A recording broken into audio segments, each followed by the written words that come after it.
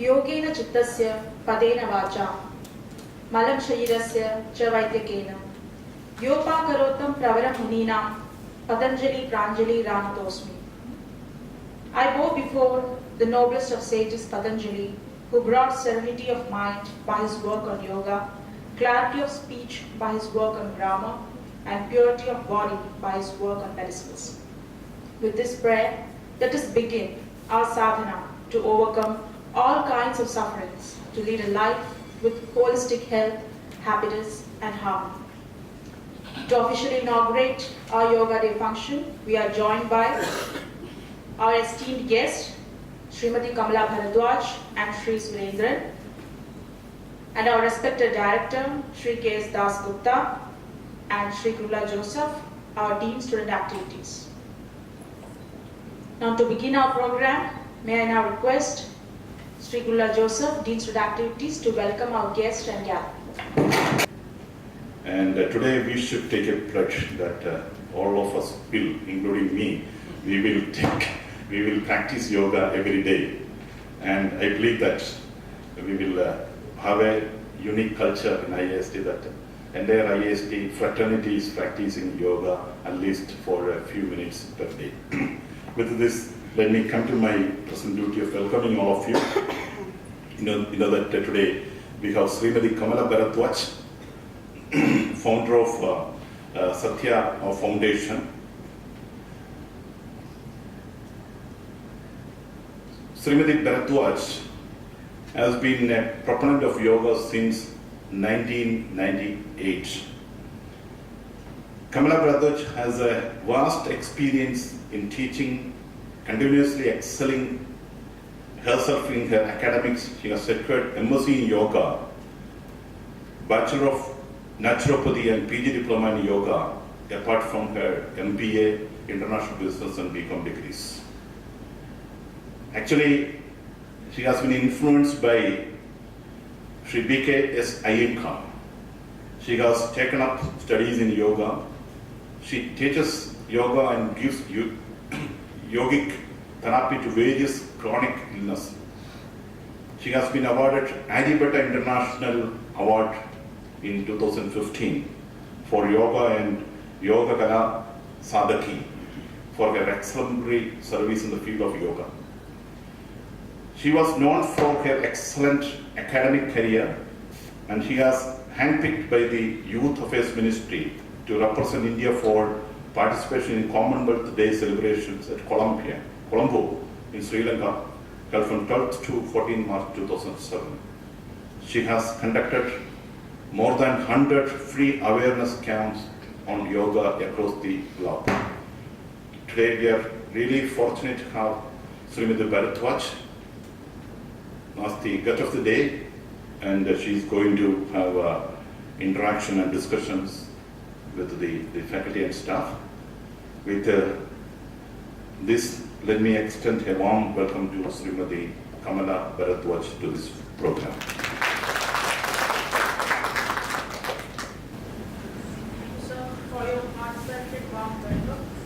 Now I humbly request our beloved director, Sri K.S. Das Gupta, to light the lamp and inaugurate IIST's Yoga Day.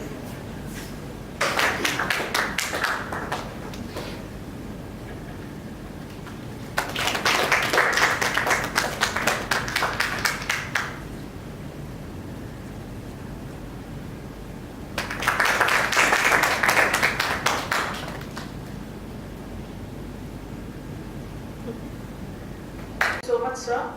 Now it's time to give away the prizes for best yoga practitioners. Now it is for the information of those who are not here during the morning session. During the morning session, we started at 8 and we had a demonstration of basic yogas done by Yogacharya Sri Rayarudh Surendran and his team. And we selected 3 best practitioners. So here are the names.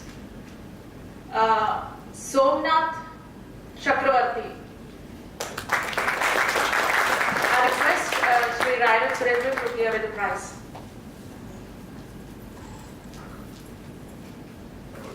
Next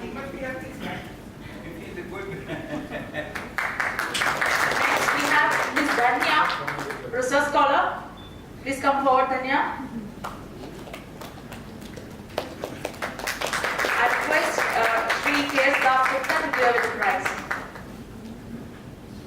got this or not? Now we have Mr. Jaipal.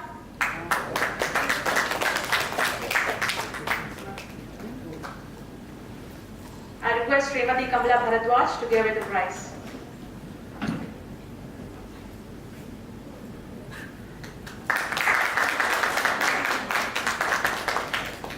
Thank you so much, sir. Now we are moving forward with our next session. Next session will be handled by Srimati Kamala Bharadwaj, the founder of Satya Foundation, with an unquestionable experience in the field of yoga. She is a specialized instructor in meditation practices, yoga nidra, and pranayama techniques. She is now specializing in the techniques of therapeutic yoga, focusing on blood pressure, asthma, arthritis, thyroid, diabetes, and hypertension. She was awarded the much coveted Aryabhatta International Award in the year 2015 and was also accorded with the Yoga Kala Sadhaki Award for her service and contribution to yoga. She will give a lecture on how to live without medicines. So let's listen to her. Ma'am, please. Absolute pleasure. Thank you so much. A very good morning to all the respected dignitaries and all my dear friends. Mukam karoti vachalam pangum langhayade giran yatkrapatamaham vande paramananda madhavam. It's a very, very auspicious day. And why do we consider this day as Yoga Day? I was hearing to a lot of people talking about the summer solstice, the longest day, 13 hours of day, 12 hours of night. This is something we've been hearing. But let me tell you with a small poetic story. Long, long ago, how long ago? 15,000 years ago, there appeared a yogi in the upper ranges of Himalayas. Everybody around expected fire tracks and miracles to happen, and nothing did. 7 people walked and saw him, and these people did recognize the miracle in this man, because this man did not even move for his daily rituals. They just sat beside him to see what the miracle is going to be. Every morning, every night, they just looked around to see if anything is happening, but nothing happened. And on one fine day, this man seems to open his eyes and look upon these people, and he transfers his knowledge, which is yoga, and he, being the first ever proponent, is called as the Adi Yogi, whom we call as Shiva himself. And the 7 Saptarishis happen to have taken yoga all over the world. And the one who came to India is Agastya Muni. And Agastya did something spectacular. He did not make yoga as a discipline, like a subject of study. He made yoga as a very lifestyle and a culture which is inbuilt, ingrained in all of us. It's an absolutely auspicious moment because 177 countries are celebrating. Last year, same day, there were 2 Guinness World Records. One because there were highest number of participants, which was around 35,985.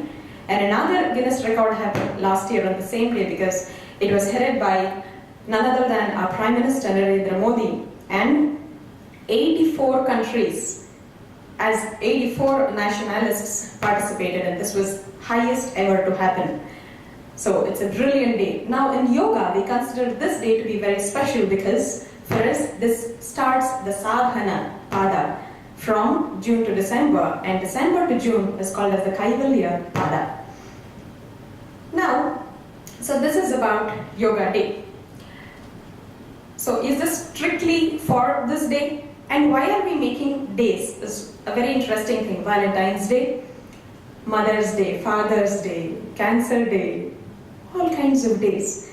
So this is the topic that I have chosen to speak as to, is there any other reason behind this? Which is going to be quite an interesting thing for all of you to hear. Let us go back to the very subject called medicine.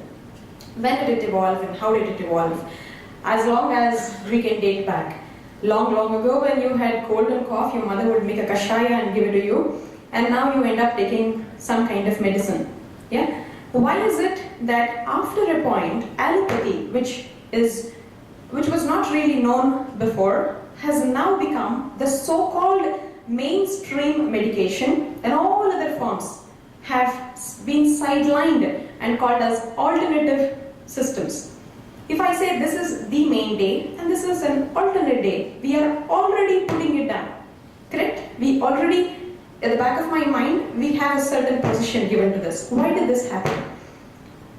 Am I audible and is the pace fine for all of you? Fine, yeah. Yeah.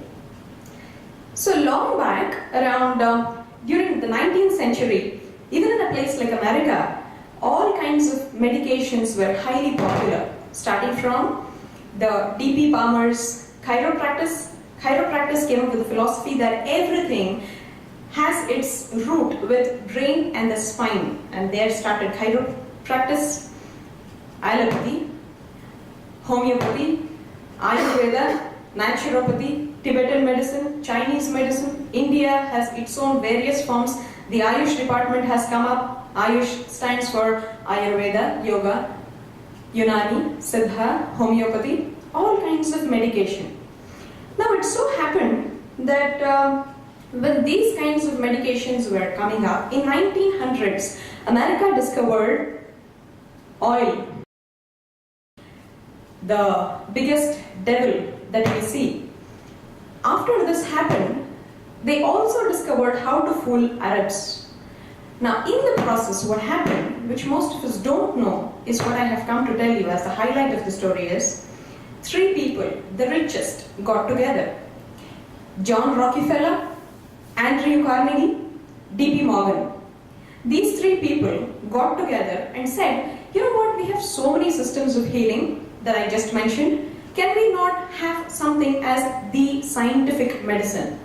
Now I have called, do I go to an Ayurvedic specialist? Do I go to a yoga therapist? Do I go to homeopathy? Do I go to allopathy? Who do I go to? There's so much confusion at the very surface. So they said, fine, these three people got together, and you know how America works being a capitalist economy. You have money, you have power. So these three people got together, spoke to the president and said, we shall appoint one man. It's just going to be one-man committee, remember? And this one-man committee is going to examine all the 147 medical institutions, schools, teaching all kinds of medication. This one man who happens to examine, being a one-man commission, is called as Andrew Flexner. What does Andrew Flexner do? He looks at all the 147 medical institutions in just a matter of 6 months. There is nobody that he is answerable to because it's just a one-man commission.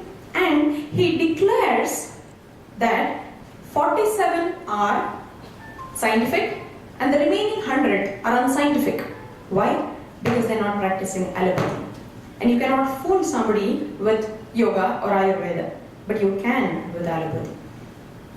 This is how medicine primarily started, and probably this is why we have insurance companies claiming, and you can see, if you come to me as a yoga therapy, can you claim in your insurance? You would have actually become healthy. Go to a hospital, lose your life, claim money.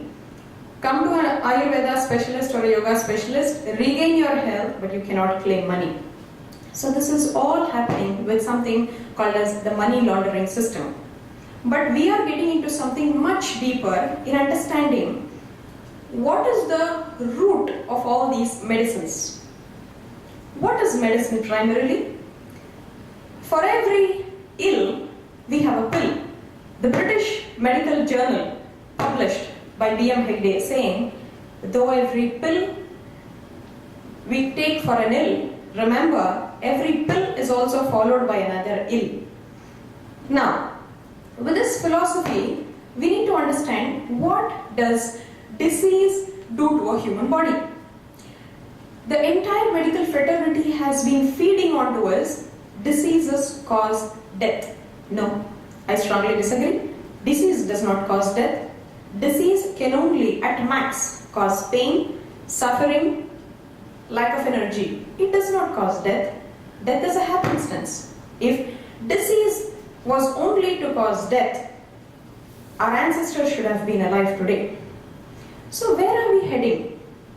Let me start with a small story now again. There was this priest who came. So now I have come from Bangalore, so somebody like this comes from a different place. He's just lost his way to go back to the hotel. Now he asks a few people, some boys playing on the road, could you please tell me where this hotel is?